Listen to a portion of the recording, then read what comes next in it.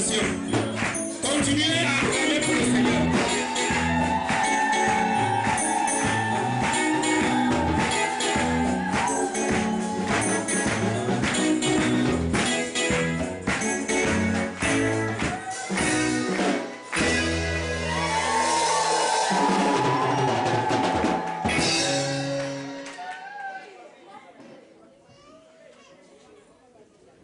Amen. Peuple de Dieu, nous bénissons le Seigneur pour sa fidélité. Nous lui disons merci. Parce que la parole de Dieu dit en toutes choses, rendons grâce à Dieu. Amen. Amen. Si vous aviez demandé quelque chose au Seigneur, je vous en prie, fléchissez les genoux. Continuez à fléchir les genoux devant l'Éternel. Parce que ton Dieu est un Dieu vivant. La parole de Dieu dit que Jésus-Christ est le même hier. Il est le même aujourd'hui. Et il sera le même éternellement.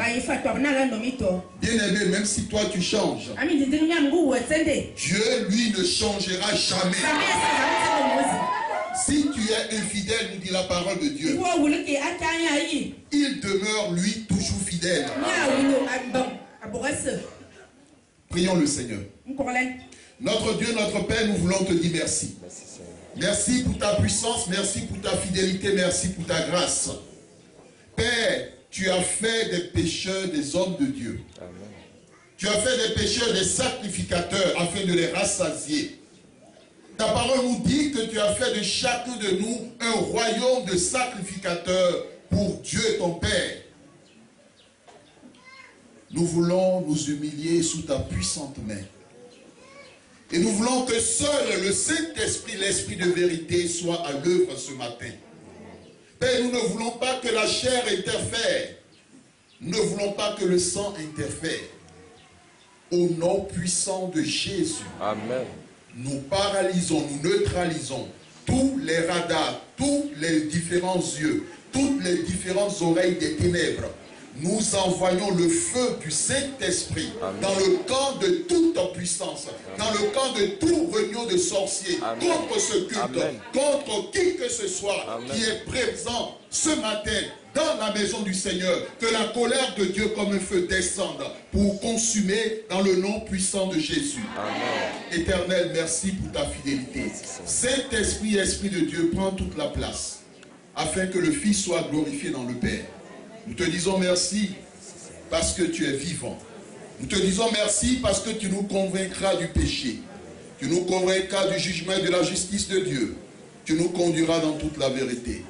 Père, je suis confiant que ce thème que tu as préparé pour ton peuple, ce thème est source de bénédiction et source de restauration. Sois honoré notre Dieu, notre Père, dans le nom puissant de Jésus, nous avons prié. Amen. Amen. Acclamons le Seigneur.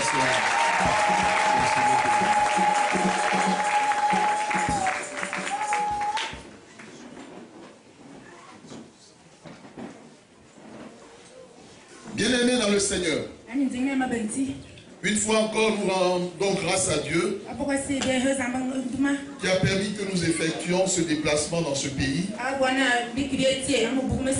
Nous remercions le pasteur Lumari, le pasteur Macho, l'apôtre et tous les autres pasteurs, évangélistes, anciennes, diacres, serviteurs et servantes de Dieu. La Bible dit que la gloire doit être donnée à Dieu. En toute chose, que Dieu soit glorifié. Et c'est pour cela que nous avions commencé par le Seigneur. Parce que nous ne sommes que des instruments que Dieu utilise pour glorifier son nom. Ainsi, n'ayez pas vos yeux fixés sur l'homme, mais ayez vos yeux fixés toujours sur le Seigneur.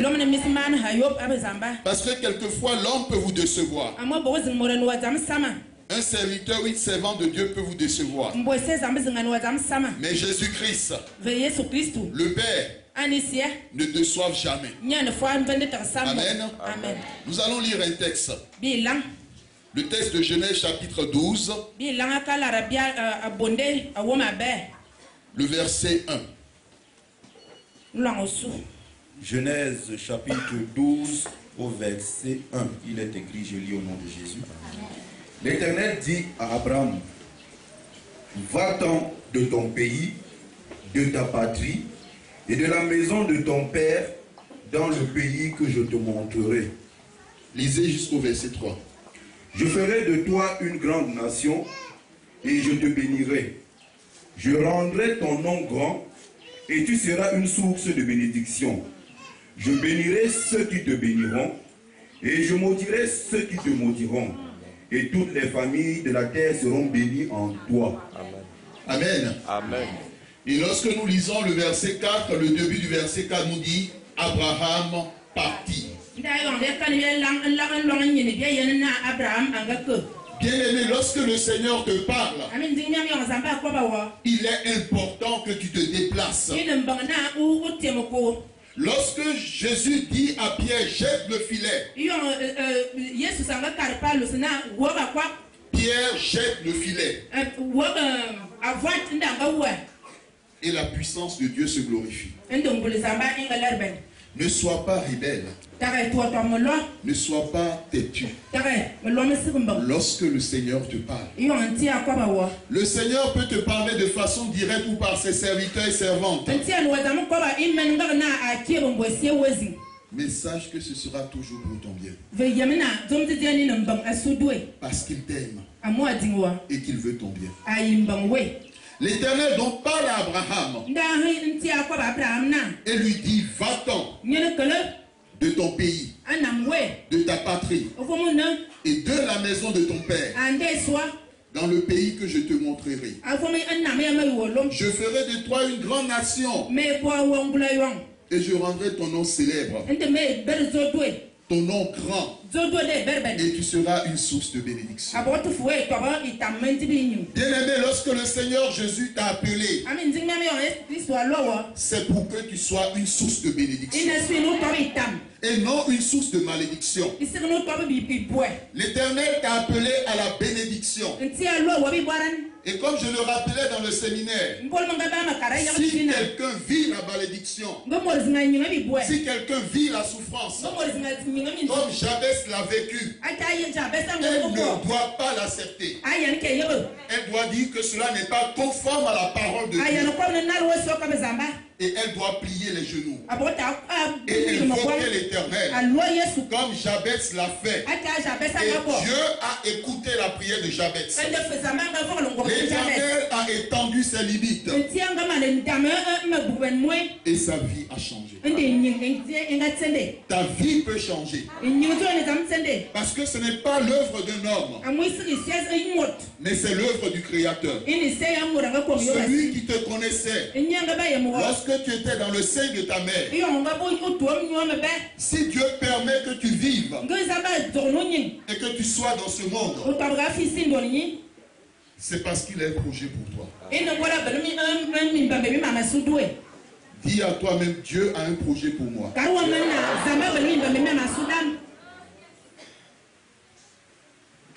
Dieu demande à Abraham de s'éloigner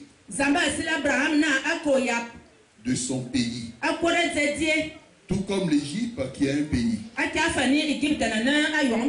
De sa patrie. Donc tout ce qu'il a reçu comme héritage culturel et spirituel. De son village. De sa contrée géographique. Qu'il s'éloigne de la maison de son père. La maison de ses parents physiques et spirituels.